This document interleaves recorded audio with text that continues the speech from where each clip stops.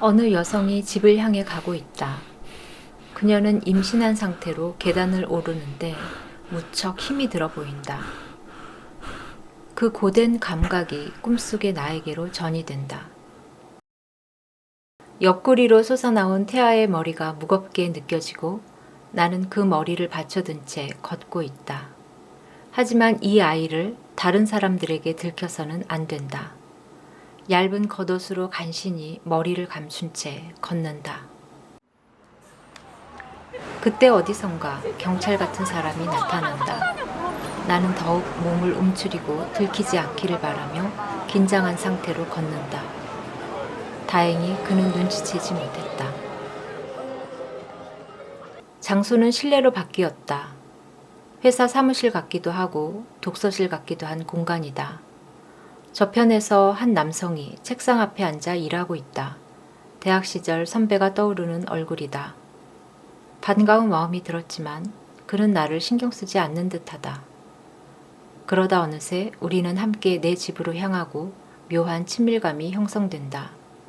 내 집은 넓은 실내로 변해 있고 그곳에는 많은 사람들이 모여 있다. 친구들과 과거 함께 공부했던 사람들도 보인다. 나는 그들 일행을 따라 나가려 서두른다. 그러다가 속옷을 입지 않아 하체가 드러난 채 밖으로 나오게 되었다. 조금 당황스러웠다. 저쪽에서 누군가 손가락질을 하며 내 욕을 한다. 나는 그들을 향해 사람 외모를 가지고 손가락질하는 건 잘못된 행동이다 라며 화를 내면서 충고한다. 동시에 변명도 한다. 그때 한 사람이 나를 비난하는 이들을 향해 그건 좀 너무한 행동이라며 말한다. 나는 나를 두둔한 사람을 향해 이렇게 말한다. 그래도 너는 일관성이 있네. Wake up.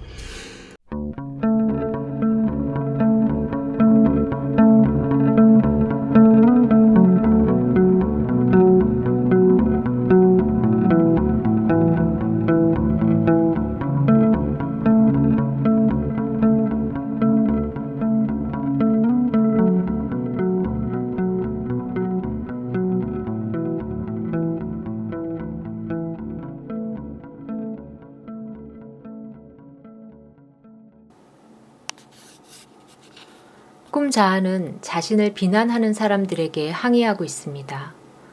이 꿈을 꾸기 얼마 전 꿈에도 무언가 억울함을 항변하는데 목소리가 제대로 나오지 않는 힘든 꿈을 꾸었습니다. 이 꿈을 꾸던 당시 꿈꾸니는 오랫동안 창작 작업을 해왔고 어려움에 봉착된 상태였습니다. 그리고 마치 이러한 과정을 대변이라도 하듯 꿈자아는 임신한 여성과 한 인격으로 나오고 있습니다. 그리고 무거운 몸을 이끌고 힘겹게 계단을 오릅니다. 여기서 계단에 대한 상징성을 살펴볼 수 있습니다. 기본적으로 계단은 지상과 천상을 연결하는 상징성을 가지고 있습니다. 신에게 제물을 바치는 제단이나 단상은 보통 계단 위에 있죠. 인간에게 있어서 천상과의 연결은 희생과 맞닿아 있습니다. 창조적 산물을 만들어내는 힘겨운 과정에서 희생은 필연적으로 뒤따르게 되죠. 그래서 창조와 희생은 한 짝입니다. 신이 세상을 창조하는 설화에서도 조각난 신체가 다시 꿰매어져 세상을 이루는 이야기가 등장합니다. 이것은 곧 신의 변환이라는 신화적 의미로 풀어볼 수 있을 겁니다. 변화는 기본적으로 죽음을 전제로 합니다. 따라서 새로운 창조 앞에서 신의 죽음과 변환이라는 모티브가 나타납니다. 다음으로 옆구리의 아이도 한번 살펴볼까요?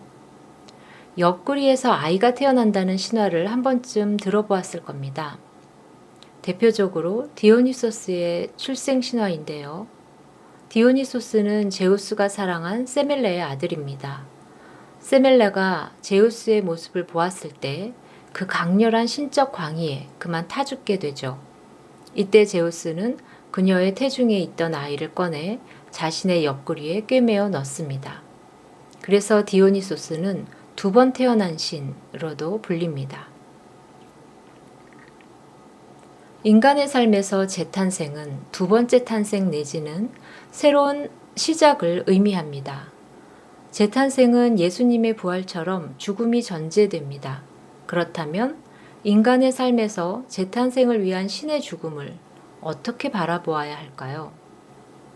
이것이 곧 인간이 신적인 존재와도 같다는 그런 의미일까요? 이를 잘못 받아들이면 자아팽창으로 이어질 위험이 있습니다.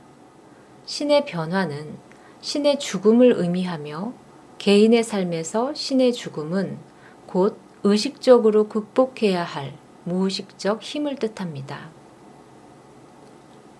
이러한 과정의 심적 내용이 신과 싸우는 영웅신화로 형상화됩니다. 우리가 무언가 힘든 과정을 넘어가야 할 때 이것은 자기 자신과의 싸움이다 라고 표현하는 이유도 같은 맥락입니다. 그렇다면 우리는 무엇과 싸우는 것일까요? 편하고 싶은, 그래서 책임보다는 의존하며 현실을 탓하고 미루려는 자신의 열등한 부분일 것입니다. 이러한 에너지는 자신의 그림자와 결부되어 의식을 초월하는 강한 힘을 갖게 됩니다. 그리고 이런 에너지는 종종 부정적인 신의 형상으로 나타납니다. 부정적인 신은 싸워서 극복해야 할 관문과도 같습니다. 그래서 우리의 인생의 통과 의례적 관문이 성장해 가는 길목마다 있는 이유입니다.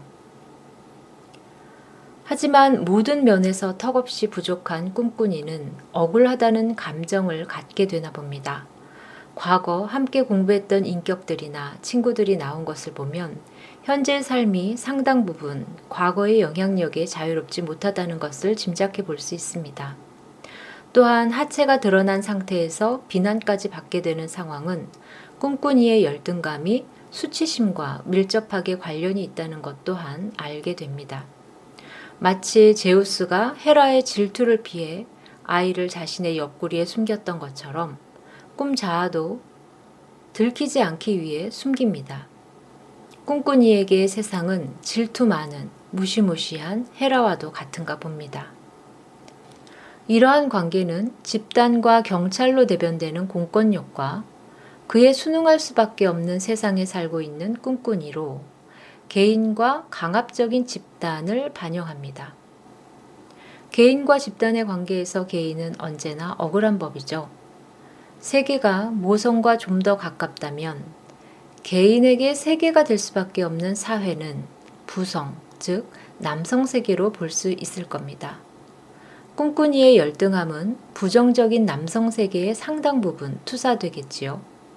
이러한 요소들이 창조적 산물을 위한 과정을 어렵게 만드는 큰 원인임을 짐작할 수 있습니다. 개인적 차원에서 창조는 일종의 표현입니다. 그러나 자신의 표현이 제약받는다는 것은 존재 자체가 거부된다는 것과 같으며 이는 수치심이라는 정서와 직결됩니다.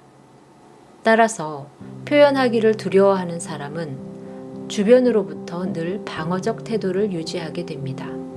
이는 부정적인 세계 아버지에 예속되어 있기 때문이며 꿈꾸니가 극복해야 할 신적 존재일 것입니다.